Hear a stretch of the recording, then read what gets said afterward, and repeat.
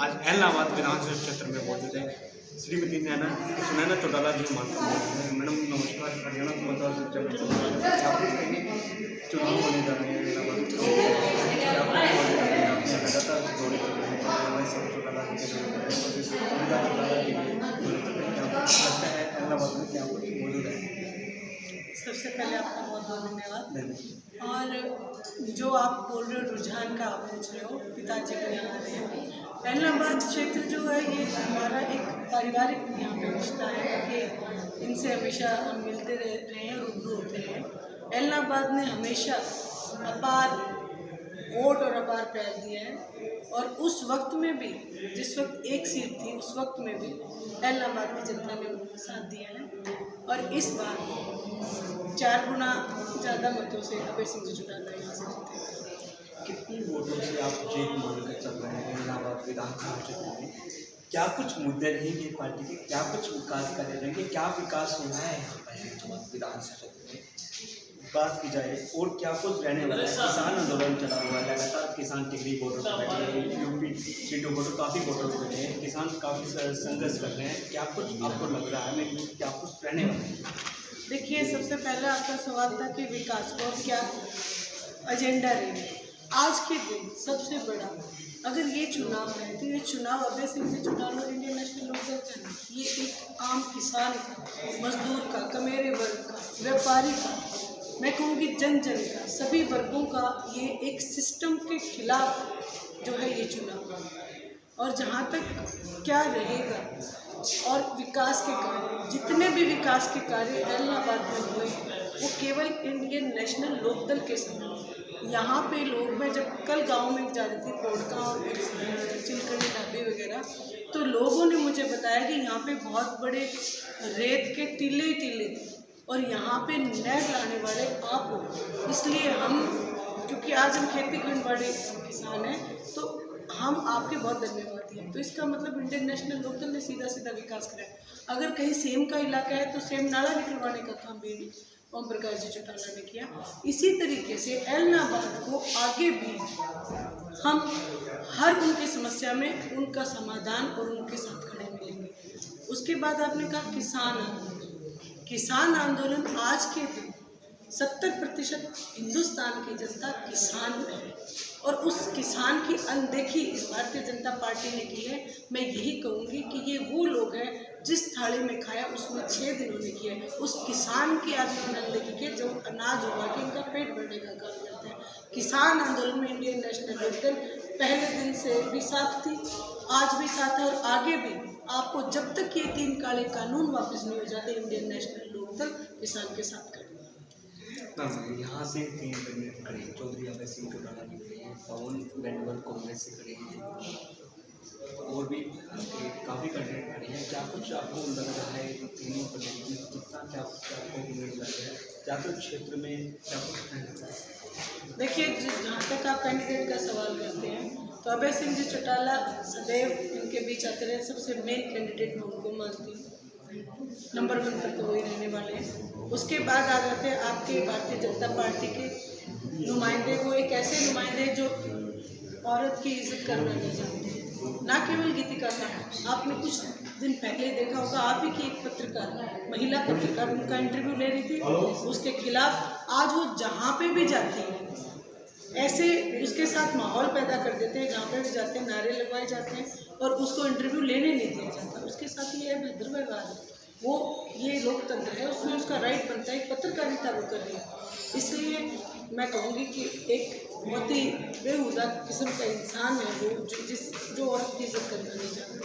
रही बात कांग्रेस के नुमाइंदे, कुछ दिन पहले आपने उनको बीजेपी के चुनाव पे चुनाव लड़ते देखा, चिन्ह पे चुनाव लड़ते देखा। आज वो कांग्रेस का चुनाव लेके घूमेंगे, कल को पता नहीं कौन सी पार्टी का चुनाव लेके चिन्ह लेके घूमेंगे।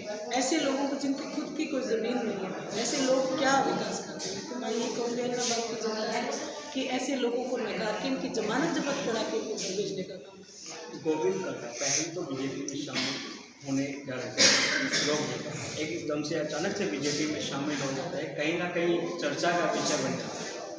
चर्चा का नहीं, ये एक भारतीय जनता पार्टी ने अपनी जो चमड़ी है ना वो बचाई है किसानों से। चर्चा ये है और जो गोपाल कांडा है वो शुरू में जब गवर्नमेंट आपने देखा होगा बनी थी तो वो कह रहे थे मेरा समर्थन लो। ये भारतीय जनता पार्टी ने बोला था कि हमें ऐसे लोगों को समर्थन नहीं चाहिए जो भ्रष्टाचार और मतलब बलात्कार जैसे केसेस में संलिप्त, हमें ऐसे लोगों का नहीं चाहिए। अब आप देखो कि अब वही उसी के भाई गोविंद कांडा को न केवल शामिल कराया, गोपाल कांडा को स्टार प्रचारक बनाया। और गोपाल कांडा सीधा स्टेज से ये कहता है कि मेरा लोपा का कोई बीजेपी से कोई वास्ता नहीं है, फिर भी वो चुनाव लड़ा। ये जनता है, ये सब समझती है। ये जितने झूठ बोलेंगे, ये जितने अत्याचार करेंगे, जनता उनको उतना ही अच्छे से समझती है।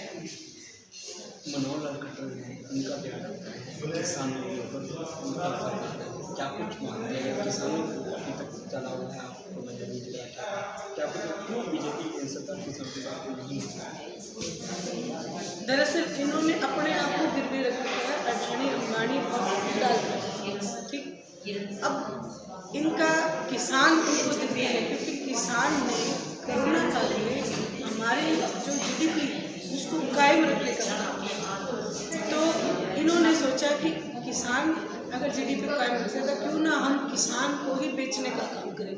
ये उनको बेचने जाते हैं, लेकिन किसान बहुत स्वाभिमानी है, अपनी उगाता है, अपनी खाता है।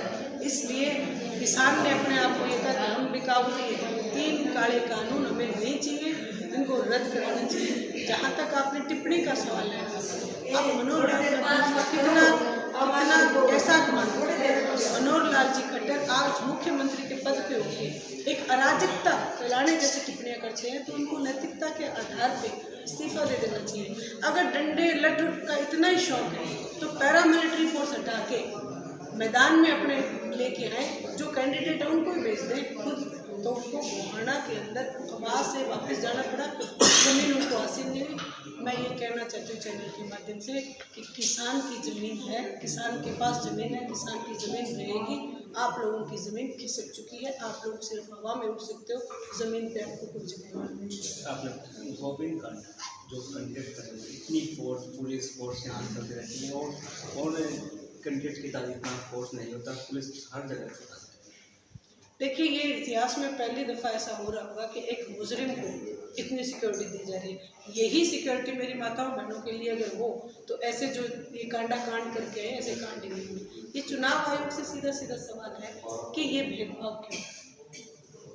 तो मैम बात की जाए नवाब क्षेत्र में सड़क का हाल है, सड़क नवाब क्षेत्र से विधायक बन गया, क्या कुछ रहेगा सड़क के लिए? देखिए, उन्होंने हमेशा इलाहाबाद के विकास के लिए आवाज़ उठाई है, क्योंकि उनकी गवर्नमेंट नहीं है, इसलिए उनके साथ भी भेदभाव बढ़ता जाता है।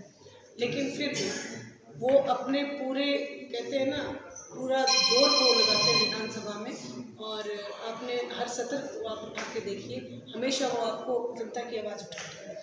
चैनल में क्या संदेश हरियाणा समाचार?